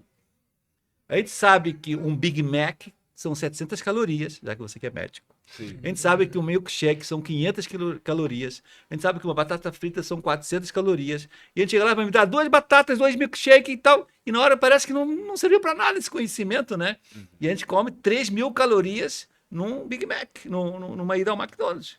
Então não é uma contradição isso? E a gente mesmo percebe que a gente tem muitos conhecimentos que depois aquilo não serviu para nada. Aquilo só serviu para mostrar, né, pois uma inteligência, ó, como o cara é culto, como o cara entende muito. Isso a gente vê muito hoje no Instagram, né, nos famosos influencers, eles falam muito bem, mas depois quando você vai conhecer pessoalmente, você fica às vezes tão decepcionado, fala, pô, mas é esse cara aí.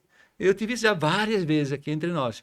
Muito bem, fecha esses parênteses. Então, eu queria que você soubesse, quando eu li esse livro, eu falei assim, cara, isso aqui é lindo, é lindo. Desde que os professores que estão nos ouvindo, os pais que estão nos ouvindo, queiram ser outros Cristos. E é isso que eu digo, né? Que ensinar não é uma mera função social, como as pessoas pensam. Ensinar não é uma mera passagem do conhecimento do ponto de vista técnico, não. Ensinar é uma correspondência a um chamado que Cristo me faz. Fala assim, você topa ser meu discípulo? Para ensinar outras pessoas, como está dito em 28, Mateus, não é isso? Então, você topa? Se você topa, se você corresponde a essa chamada, a esse dom, você se entrega a esse dom, você é um professor formador, é um professor de verdade. Amém. E são esses que a gente gosta. A gente percebe claramente quando o professor está entregue e desprendido do salário, desprendido dos resultados, desprendido das dificuldades. Ontem eu conversava com uma professora, fiz uma live ontem à noite, lá do interior do Paraná, que ela é aquela formadora de professor de escola pública, há 10 anos, que é paga por cooperativas. Agronegócio pagam alguns profissionais para dar uma força social nas escolas públicas, uma vez que a prefeitura não está nem aí e não quer pagar, né, a formação de professores na escola. Coisa muito interessante, né? E eu perguntei, como é que foi a sua experiência nesses 10 anos? E ela falava assim, olha, há mais de 10 anos que eu frequento 150 escolas públicas. E posso dizer com toda certeza que 80% dessas 150 escolas são de fachada. São de fachada. Ninguém ensina nada, ninguém aprende nada, né? E estão ali só enganando. É aquele ditado que tem muito aqui no Brasil, né? Alguns fingem que ensinam e os alunos fingem que aprendem. Isso é o telecat chamado. Então, muito bem. Então, quando você percebe essa realidade, o que a gente pode concluir? Que efetivamente, você, professor que está me ouvindo, eu sei que talvez você esteja dentro desses 80%. Desculpa se eu fui um pouco agressivo com você, mas você tem que entender que eu te compreendo por um lado, porque eu vejo que é difícil, os pais não querem nada, as crianças estão desnutridas, não tem roupa, não tem transporte, as crianças não têm mesa para estudar, as crianças realmente não têm condições, mínimas necessárias, às vezes, para ter uma motivação educacional. Eu compreendo tudo isso, mas para isso você existe. Para isso você existe. Para ser dom, para virar esse jogo. Ele não falou aqui que está havendo hoje um processo revolucionário no país, que no fundo são pais que quiseram não mais reclamar do governo, não quiseram mais ficar esperando do MEC grandes mudanças, porque já perceberam que isso não vai servir para nada. Então, em vez de parar de reclamar, então eu vou virar dom. Eu vou virar pai dom e vou me entregar à educação dos meus filhos, pelo amor aos meus filhos. Mas quem faz isso, volto a insistir, é porque encontrou Cristo antes. Porque se não encontrou Cristo antes, a pessoa não tem forças para fazer isso. Eu compreendo você que está nos 80%, que está desmotivado, desanimado, não está nem aí com a sua criança, não está nem aí com a escola, se a sua se interessa com o seu salário. Eu compreendo se você, de fato, não tem fé. Eu compreendo, você não tem energia. Mas se você se entrega a Deus, se você faz essa experiência espiritual, se você deixa nascer Cristo no seu coração, esses 7 princípios nascem no seu coração. É isso o meu prefácio, foi exatamente sobre isso. Eu quis dar ao professor uma esperança de que, identificando-se com Cristo, ele vai virar dom, e sendo dom, ele vai ter sentido para a sua vida. Porque o sentido da nossa vida é ser dom. Nós nascemos para nos entregar aos outros. Deus nunca nos teria criado para nós mesmos, né? E você nunca seria professor só para ganhar um salário. Isso é uma loucura. Se você quer ser professor só para ganhar um salário, então muda de profissão, deixa entrar outro no teu lugar. Mas eu sei que você não faz isso por maldade, é porque você não tem informação, você nunca aprendeu nada disso que a gente está falando aqui, eu sei disso. Então, por favor, compre esse livro e você vai começar a descobrir um novo mundo. Um novo mundo que o professor começa a brilhar. O olho começa a brilhar porque encontrou Cristo. É isso que gera o brilho nos olhos. É um sentido existencial. Então, o meu prefácio, de alguma maneira, eu achei lindo esses princípios, mas eu fiquei assim, um pouco com medo no começo. Falei, cara, mas isso aqui é lindo demais, né, para as pessoas que têm vida espiritual. E os que não têm vida espiritual não serve para nada, né? Então, a gente só pode valorizar esse livro no seguinte sentido: esse é um instrumento para que o professor, no fundo, volte a se ajoelhar, volte a adorar. Acho uma parte bacana que você fala aqui no seu livro, e eu comento no meu prefácio, que é assim: antes de ensinar, eu tenho que ouvir. Ouvir do mestre, como é que faz? Antes de eu querer, pois, comunicar a verdade, muito bem dito aí na justiça, eu tenho que contemplar, eu tenho que adorar. Então, essa atitude de adorar, de escutar. Portanto, professor, quer uma dica de um educador já bastante quilômetros rodados? Assim, você tem que ter diariamente 15 minutos mínimos. Eu faço 1 hora, tá? Meia hora de manhã e meia hora à tarde, mas não vou te obrigar a fazer isso porque é muito pesado para uma pessoa que nunca fez nada. Mas pelo menos você tem que ter 15 minutos. Você não faz muito mais na academia? Você faz, eu sei disso. Então, 15 minutos para você conversar com Cristo. Aqui dentro. Ele está aí dentro. Por que você não tem consciência disso? Porque você nunca foi educado a mergulhar no coração, no seu coração. Vamos fazer um exercício aqui? Posso fazer um exercício? Todo mundo fecha o olho agora. Você também me ouvindo? Fecha o olho. Agora, olha no seu coração, faz um esforço. Faz um esforço, vai, aprofunda, não tenha medo. Olha, o teu coração está batendo. Mas olha, dentro desse coração, fecha o olho. Cristo está aí dentro. Está te esperando. E é isso que você tem que fazer, cara. Encontrar esse Cristo dentro do teu coração. E quando você encontra, a tua vida espiritual começa a existir. As pessoas pensam que a vida espiritual é uma coisa externa, né? Eu vou na missa, eu vou no culto, eu faço tal prática, eu faço tal procissão. Não, gente, a religião é dentro. Santo Agostinho, grande santo, né? Eu te procurava fora e tu estavas dentro de mim. Tarde te amei. Ele só se converteu com 36 anos. Né? E depois foi um grande santo porque começou a ser professor, olhando Cristo dentro dele. Então, foi isso o prefácio. Sensacional. Daria pra gente ficar aqui mais muitas horas. Eu tenho certeza que os três têm conteúdo de sobra. Mais alguma mensagem pra gente fechar, Eduardo? Eu não quero manchar Nossa. a clareza e a beleza dessa mensagem final aqui, que Aham. eu tô extasiado aqui com essas palavras. A ver a paixão de alguém que... vendo o professor Malheiros falando, eu penso assim, alguém que teve um encontro com Cristo e quer levar isso como base fundamental para florescer em qualquer outra área da vida. Isso é inspirador demais. E é isso que irá fazer a verdadeira revolução educacional. Porque eu não espero mais recursos, por mais que tenhamos milhões desperdiçados diariamente, é uma coisa absurda. Hoje eu digo que há 4 tipos de escolas. As escolas caça-níquel, as escolas caça-voto, as escolas caça-militante e as verdadeiras escolas. Resgate, Porto Real, Caminho Novo e essas tantas e tantas que estão abrindo.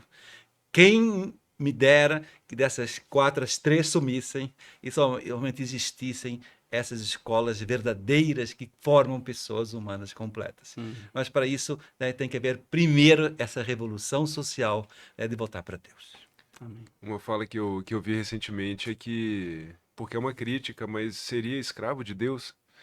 E, na verdade, escravos seremos sempre. É a escolha de qual escravidão. Uhum. Se vai ser de Deus, se vai ser do dinheiro, se vai ser da pornografia, ou etc. Todo mundo é escravo de alguma coisa. Todo mundo é escravo de alguma coisa. E como a sua fala do ateísmo não existe, vai ter algum Deus na história que pode não ser Deus, pode ser o dinheiro, outra coisa. E por isso eu prefiro decidir, eis a escrava do Senhor, faça-se em mim, Sim, segundo a sua vontade. Essa é a escravidão que liberta.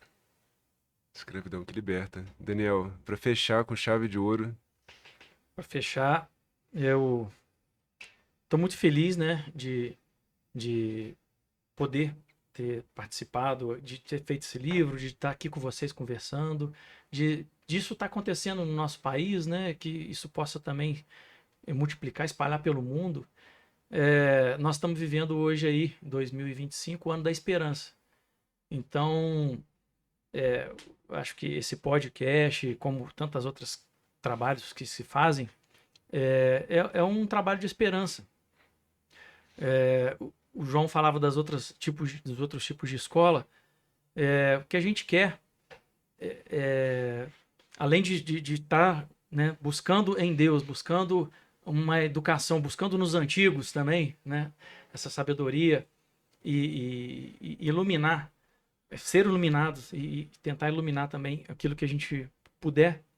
A gente quer que vocês também, as outras escolas, né, venham, né, que a gente possa fazer essa revolução juntas, né? É o ano da esperança. Então, assim, se a coisa tá ruim, é o momento de parar, de refletir e da gente retomar, né? De retomar quem perdeu a identidade, vamos retomar a identidade, né? Quem perdeu a humanidade, vamos retomar a ser humanos, vamos começar uma nova caminhada. São Francisco de Assis dizia o seguinte: quando você tem uma coisa que parece impossível de fazer, a gente olha para o mundo e fala, está tudo perdido, está tudo acabado. Como é que a gente faz? São Francisco tinha uma resposta. Ele falava assim: comece pelo aquilo que é possível, né? São milhões de coisas, mas veja o que é possível. Eu consigo fazer uma coisinha.